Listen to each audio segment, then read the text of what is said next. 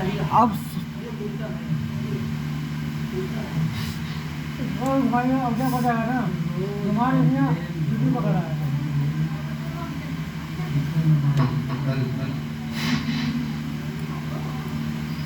अब सुदामा चरित्र आता है। सज्जनों, वह प्राणी धन्य है जो भगवान का गुण वर्णन करती है। वह हाथ सच्चा हाथ है जो भगवान की सेवा करता है। वही सच्चा मन है जो जड़ चेतन सभी में परमात्मा का दर्शन करता है। वही कान सच्चे हैं जो भगवान की पवित्र कथाओं को श्रवण करते हैं। राजा परीक्षित सुखदेव जी महाराज से कहते हैं कि गुरुदेव, वैसे तो भगवान के अनंत नाम हैं, मुझे इनका एक नाम बहुत पसंद आया है, दीन बंधु।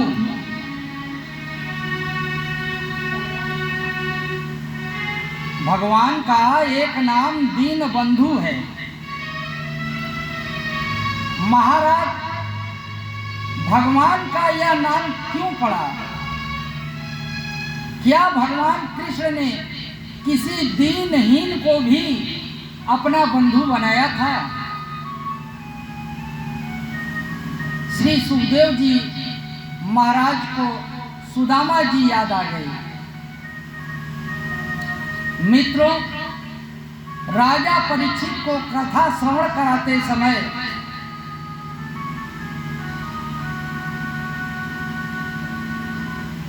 श्री शुक्राचार्य जी महाराज 2 बार समाधि में चले गए।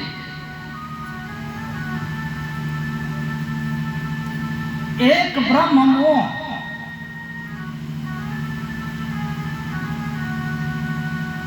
ब्रह्म मोह लीला में दूसरी बार सुदामा का प्रसंग आने पर बचपन के 2 मित्र गुरुकुल में विदा होने के बाद अलग अलग राह पर चल पड़े।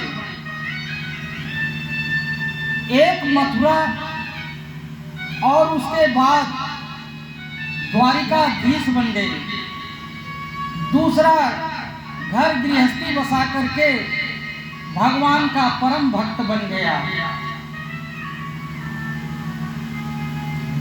परम भक्त श्री सुदामा जी का पावन परिचय देते समय श्री सुखदेव जी महाराज कहते हैं कि राजन,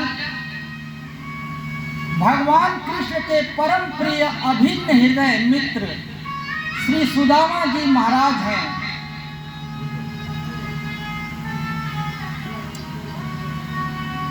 कृष्णस्यासीत सखा कश्चित् ब्राह्मणो ब्रह्मवित्तमः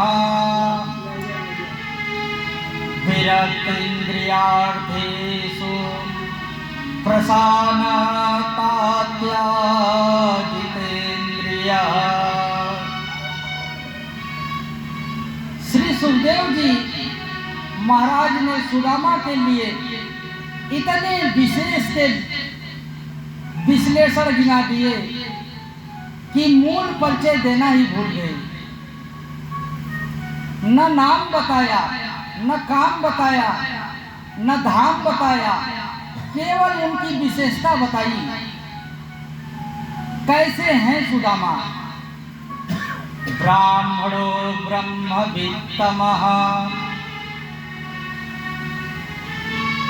ये ब्रह्मवेत्ता ब्राह्मण हैं, परम श्रेष्ठ ब्रह्म ज्ञानी हैं, इंद्रियों के विषयों से एकदम विरक्त रहने वाले ब्राह्मण हैं, जिनका चित्त कभी अशांत नहीं होता।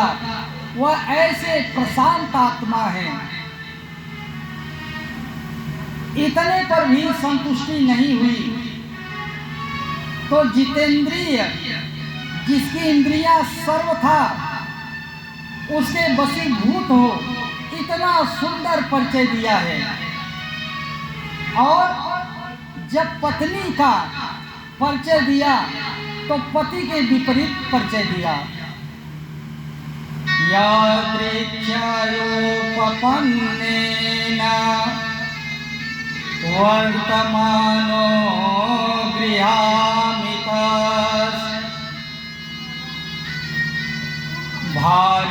भार्याकुशलस्य शोषात्मा च तथा विद्या। सुशीला परम पवित्रता तो थी, परंतु दरिद्र बहुत थी। बहुत ध्यान देने वाली बात है, यहाँ पर सुदामा को दरिद्र नहीं कहा गया। यहाँ पर सुदामा को दरिद्र नहीं कहा गया, फिर सुशीला को क्यों कहा? जब पति दरिद्र नहीं तो पत्नी कैसे? पतिदेव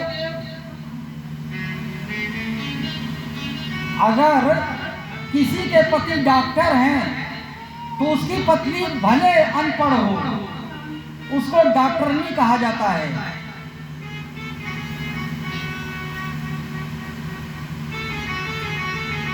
पर विपरीत क्यों? मित्रों, भागवत जी का सूत्र है, दरिद्रो यास्त संतुष्ट। जो असंतुष्ट रहता है वही दरिद्र है। सुदामा जी तो प्रत्येक परिस्थिति में संतुष्ट हैं। भोजन प्रसादी मिला तब भी नहीं मिला तब भी खुश, कुछ है तब भी, घर में फाके हैं तब भी खुश। पर जो गृह लक्ष्मी होती हैं उसे आपकी भी चिंता होती है, बच्चों की भी चिंता होती है।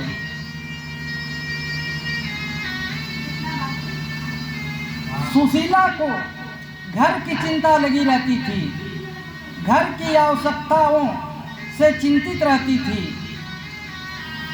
दोनों का जीवन किसी तरह से चल रहा था। सुदामा जी का जीवन यापन का एक मात्र आसरा था खेतों में कटाई के बाद गिरे हुए दानों को बीनकर गुजारा करना। सुदामा ने कभी भिक्षा नहीं मांगी। ब्राह्मण दान लेता है पर भिक्षा नहीं मांगता। भिक्षा मांगने वाले के अंदर ब्राह्मणत्व तो नहीं रह जाता। सुदामा जी का नियम था सुबह से शाम तक हरि भजन करना, खेतों में जाकर शिलावृत्ति करना। शिलावृत्ति का मतलब क्या होता है? फसल के कटते समय जो अन्न जमीन पे गिर जाता है, उस गिरे हुए अन्न को एकत्रित करना। एक बार कई दिनों तक घर में अन्न का एक दाना भी नहीं था रहा। कभी जल पीकर, कभी कुछ प्राकृतिक फल को खाकर गुजारा कर रहे थे। एक दिन रात्रि में सुदामा जी लेटे हैं, सुशीला उनके पैरों को दबा रही है और आज अचानक सुदामा जी ने अपनी और अपने बचपन के सखा की कथा अपनी पत्नी को बताने लगे। कही सुदामा एक दिन कृष्ण हमारे में करत रहत उपदेशति है ऐसो परम विचेत। सुदामा जी अपनी पत्नी सुशीला से कहते हैं कि प्रिय, जब हम बचपन में पढ़ते थे तो मेरी मित्रता एक राजकुमार से हुई।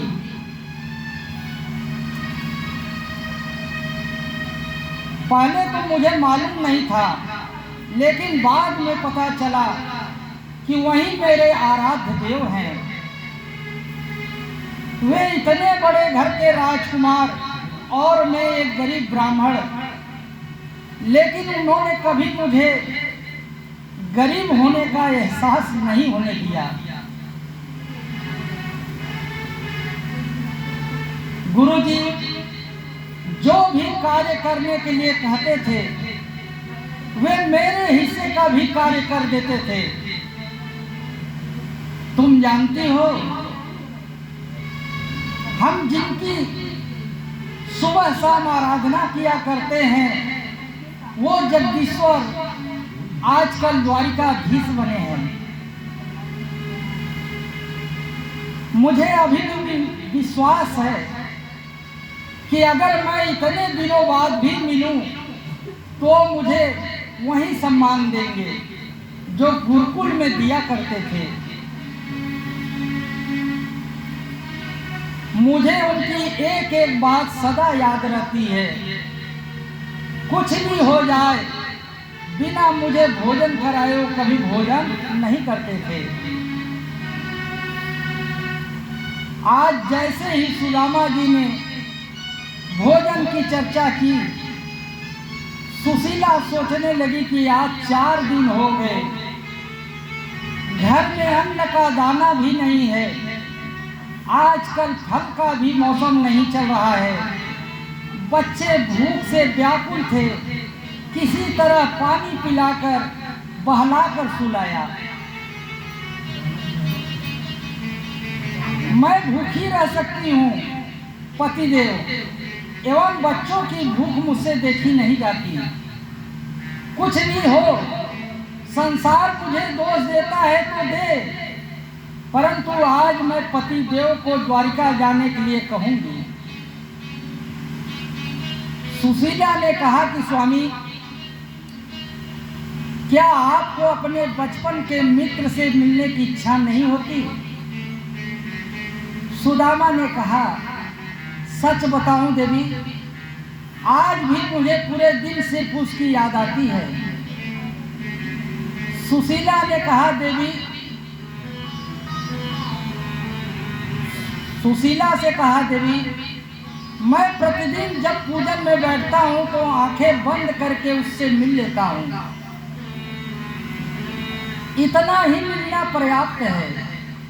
सुशीला ने कहा कि स्वामी, मैंने सुना है कि द्वारिकाधीश भगवान कृष्ण ब्राह्मणों के अनन्य भक्त हैं, ब्राह्मणों का बहुत सम्मान करते हैं और शरणागत वत्सल हैं। मेरी प्रार्थना है कि महाराज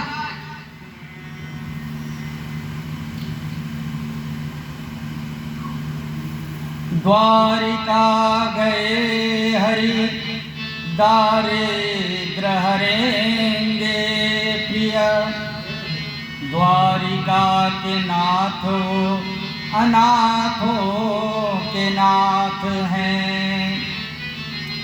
हे नाथ, जब आप जाओगे तो दास दास्यति द्रविड़ं भोरे सीदन्ते ते कुटुम्बिने। यदि आप मिलने जाओ तो इतना धन देंगे कि हमारी समस्त दरिद्रता दूर हो जाएगी। सुदामा जी ने कहा कि पगली, बचपन का मित्र, और जब आज इतने दिन बाद मिलने भी जाऊंगा तो क्या धन कमाने उनके पास जाऊंगा? दरिद्रता रोने जाऊंगा? देवी, एक बात जान लो, शास्त्रों में ब्राह्मणों के 6 कर्म बताए गए हैं। अध्यापनम, ध्यानम, यजनम, याजनम तथा दानम प्रति गृहश्चैव ब्राह्मणानाम कलायत। पढ़ना पढ़ाना, यज्ञ करना और यज्ञ कराना, दान लेना और दान देना, ये ही ब्राह्मण के 6 कर्म हैं। हे देवी, मैं तो भगवान से यही प्रार्थना करता हूँ